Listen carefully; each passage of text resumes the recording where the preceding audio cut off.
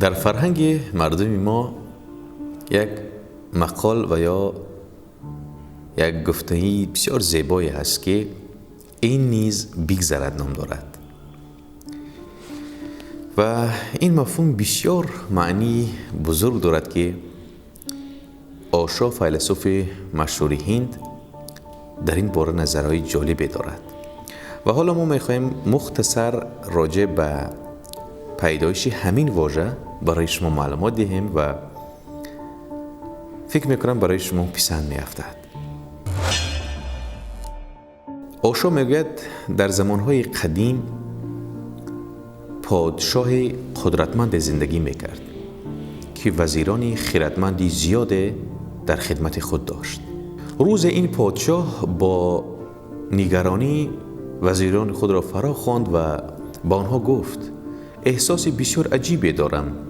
دوست می‌دارم انگشتری داشته باشم که حال مرا همواره یکسان نگه دارد. روی نگین این انگشتر باید جمله حک شده باشد که وقتی ناراحت هستم مرا خوشحال کند و در عین حال هنگامی که خوشحال هستم و به این جمله نگاه میکنم مرا غمگین سازد.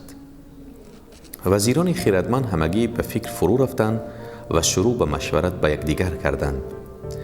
در نهایت آنها تصمیم گرفتند انگشتری را برای پادشاه بسازند که بر روی نگین آن این جمله نوشته شده بود: این نیز بگذرد. هزاران سال است که این داستانی بسیار زیبا توسط صوفیان مختلف، افراد مختلف نقل شده است. این داستان افراد زیادی را در راهی به کمال رسیدن یاری کرده است. داستان فقط داستانی نیست که تنها آن را بخوانید و یا بشنوید و از آن لذت ببرید، بلکه میتوان طرز دیگری زندگی شما را تغییر دهد و تنها در این صورت است که معنای واقعی آن را درک خواهید کرد. این داستان در سطح معنای بسیار ساده دارد که هر کسی میتواند آن را درک کند. درک معنای این داستان در سطح نیاز به هوش و ذکاوت خاصی ندارد، ولی اگر عمیقاً بر آن اندیشه کنید پارچه های ژرفترین آن برای آن کشف خواهد شد و می توانید از آن به عنوان یک سلاح استفاده کنید. درباره این داستان زیبا اوشو نظری دیگری دارد که میگوید فکر میکنم بسیار جالب است در این شکل نو خردمندان پس از مشورت با یکدیگر نتوانستند به نتیجه برسند و به نزد یک استای صوفی رفتند و از او درباره چنین انگشتری درخواست کمک کردند. این مرد صوفی از قبل چنین انگشتری را هم همراه خود داشت. خردمندان همیشه چنین انگشتری را همراه خود دارند.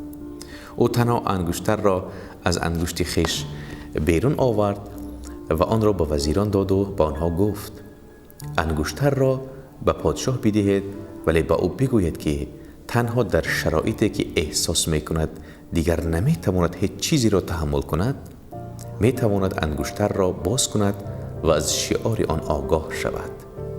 به هیچ وجه او نباید از سر کنجکاوی به این شعار نگاه کند، زیرا در این صورت پیام نهفته در این شعار از دست خواهد رفت. این شعار همیشه در انگشتر هست، ولی برای درک کاملی آن به لحظه بسیار مناسب نیاز است. و پادشاه بگوید تا زمانی که او کاملا به این بنبست نرسیده و کاملا احساس ناامیدی نکرده است نباید انگشتر را باز کند و پیام آن را ببیند. وزیران انگشتر را به پادشاه بردند و او از این دستور استاد صوفی اطاعت کرد و یک روز کشوری همسایه به قلمرو پادشاه حمله کرد و بر ارتش او پیروز شد.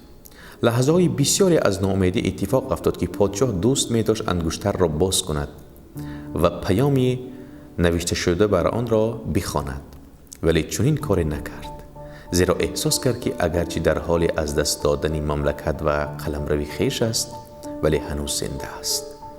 دشمن تا نزدیکی قصر او پیشروی کرد و او برای نجات جان خویش از قصر خارج شد و با چند نفر از نزدیکانش فرار کرد.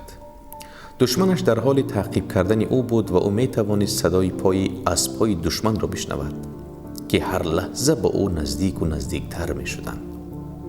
او ناگهان متوجه شد جاده‌ای که در حال فرار در آن است به یک دره منتهی می شود. دشمن پشت سر او بود و هر لحظه به او نزدیکتر می شد. او نمی توانست به عقب بازگردد و نه در پیش رویش جای برای فرار کردن داشت. بلندی دره بسیار کلان بود و او نمی توانست به درون آن بپرد. پادشاه با آخر راه رسیده بود و مرگش حتمی بود. ناگهان به یاد انگشتر خویش افتاد. انگشتر را از انگشتش بیرون آورد و آن را باز کرد و شعاری روی آن را دید: این نیز بگذرد. ناگهان آرامشی عمیقی در وجود پادشاه را فرا گرفت. این نیز بگذرد. و البته چنین هم شد. دشمن که در تعقیب پادشاه بود و به او خیلی هم نزدیک شده بود، راهش را عوض کرد و به سوی دیگری رفت. پادشاه که پشت تخت سنگ پنهان شده بود، حالا صدای پای اسب‌ها را میشنید که از او دور میشدند.